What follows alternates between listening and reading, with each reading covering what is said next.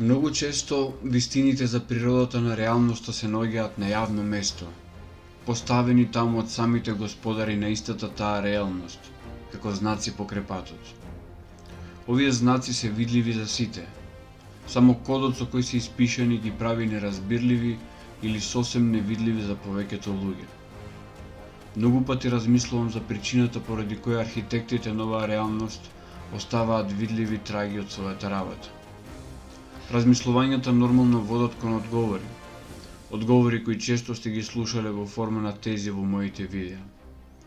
Овие тези најчесто се тешки за прифаќање и покрај тоа што знам дека вие, што ме следите, сте луѓе со отворен ум за неортодоксни идеи.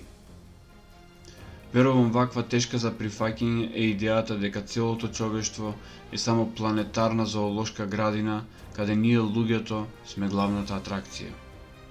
Оно што ја прави тешка за прифаќање оваа идеја е фактот што оградата и стражарите зад неа се невидливи. Барем, невидливи се за нашите ограничени сетила. Знам, тешко е да се прифати дека смислата за постоењето на речиси 7 милениуми цивилизација е еден огромен стокхолмски синдром од кој пати целото човештво. Само за потсетување, стокхолмски синдром представува заљубување во сопствениот угнетувач. Затоа постојат знаците покрај патот. Јас можам да ви зборувам за знаците покрај патот, додека на вас останува составувањето на големата слика.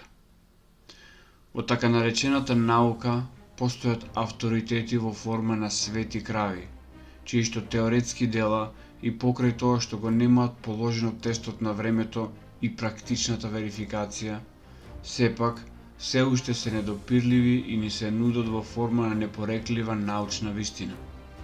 Дарвин и Ајнштајн се најдобри примери за вакви свети крави. На едно место реков дека историјата е збирка од лаги, кои од редица причини сме ги прифатиле како вистина.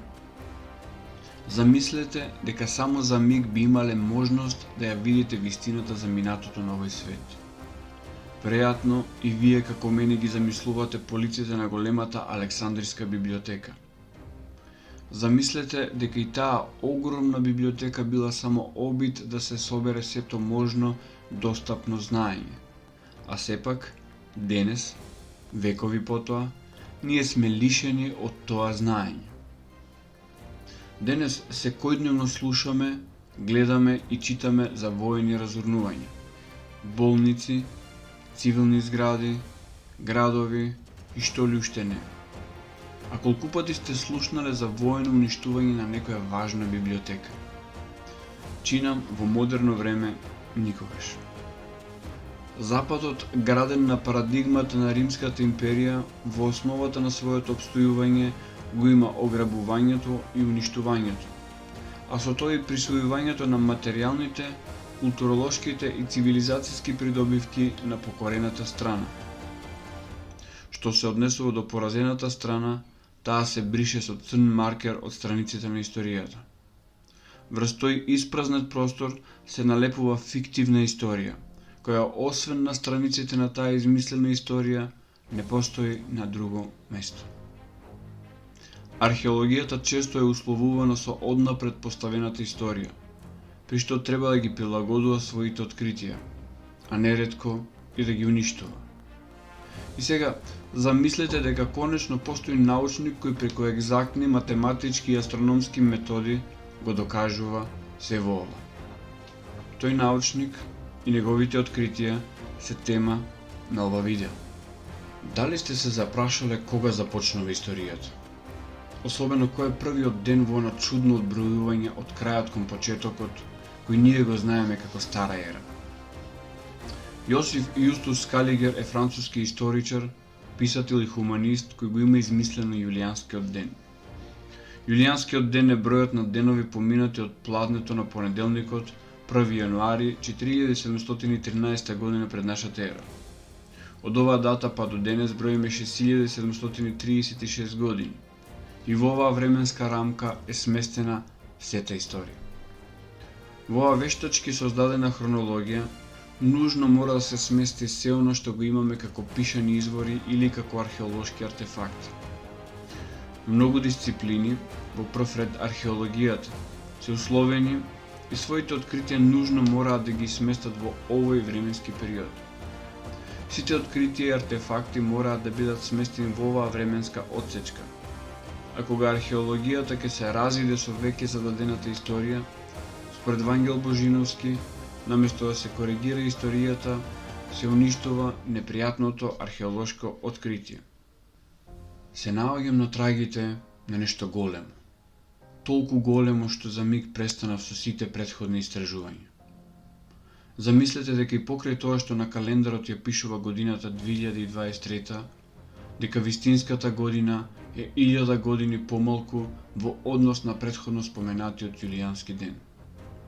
Само замислете. Предпоставувам ќе посакате да дознаете каде исчезнали 1000 години.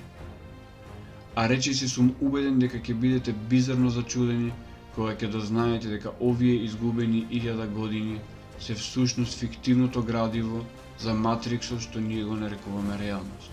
Синхроницитетот ми го наметнува Фоменко како автор за истражување од повеќе страни.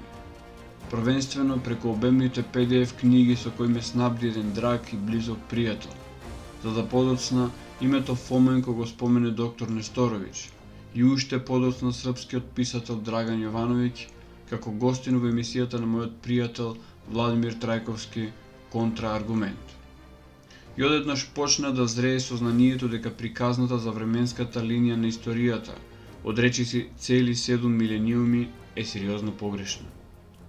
Погрешна или уште полошо, лажна, направена со свесна мисла да биде таква, односно, како што реков претходно, историската временска линија е во самата основа на матриксот во кој живееме. Во ведната реченица за Фоменко на Википедија буквално пренесена гласи вака: Анатолий Тимофеевич Фоменко, роден на 13 март 1945 година во Сталино, Советскиот сојуз, е математичар, професор на Московскиот државен универзитет, добро познат како тополог и член на Руската академија на науките. Тој е автор на фиктивна, псевдонаучна историја позната како нова хронологија, базирана на делата на руско-советскиот писател Николај Александрович Морозов.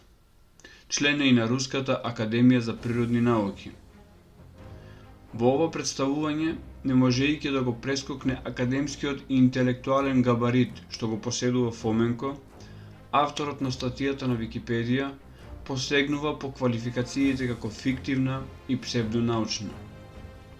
Овде го занемарува фактот што науката применета за ова во наводници псевдонаучна историја е најегзактната од сите науки, тоест математиката.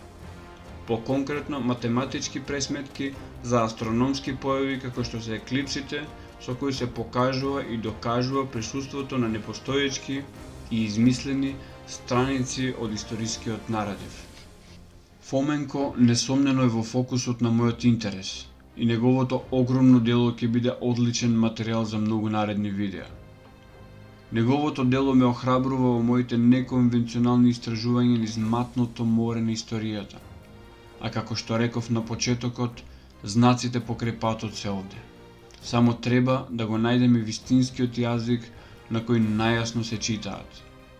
Еден од тие знаци беше едно сосем случајно поминување покрај една мала црква во местото во кое живеам. Сосем случајно, или не, ми пролета низ глава тврдењето на Фоменко за начинот на пишување на годините и за нивното погрешно интерпретирање. Според него, годините од новата ера се пишуваат како години од животот на Исус. Тоа се бележи со буквата И латинично или Ј исто така латинично, а потоа самата година изразена со бројки. Ова подоцна е интерпретирано како единица наместо буква, така што на реалниот број на години се додадени фантастични 1000 години. Имајќи го ова во предвид, се обидов да пронедам дати на надписите што ги имаше во мермерот на црквата. И на големо лично изненадување ги најдов. Сликите што ги гледате се направени лично од мене, а на нив јасно се гледа дека Фоменко опишува еден феномен кој што не е изолиран случај или стилски избор на еден каменорезец, туку познато, а сепак лошо интерпретирано правило за датирање. Во сечи живот постојат мигови на сомнеш. Кај мене тој сомнеш се јави уште при првите лекции по историја, по кој некако ми беше чуден за прифаќање концептот на поделба на времето на праисторија, време за кое немаме никакви пишани податоци, а сепак знаеме речиси се, стара ера, некои 4 милениуми пред Христос, во кој времето се брои наназад, и нова ера за која велиме дека се нашите 2000 години. Како што системот не учи, кој е еден основец да се сомнева во оно што го подучуваат умните возрастни глави. Сепак, истите тие возрастни глави не знаат дека ги пренесуваат претходно стекнатите заблуди. Вистината е нешто друго. Библиски настани, пирамидите, Троја, потеклото и падот на Рим, раѓањето и распнувањето на Христос, Светиот покров, Помпеја, Константинопол, крстоносните војни, реформацијата, сите големи настани доаѓаат споредени, пресметани, прочитани, интерпретирани и реконструирани во оваа шокантна и фасцинантна хипотеза, што професорот Фоменко и неговите соработници ја имаат развиено во текот на долгогодишното истражување. Односно, продолжено, затоа што, како што ни кажуваат истите, пред нив си имаат втурнато во оваа авантура и други еминентни научници, вклучително и сер Ајсак Њутон. Јас сум Татунчо, драги пријатели. Секој е добро.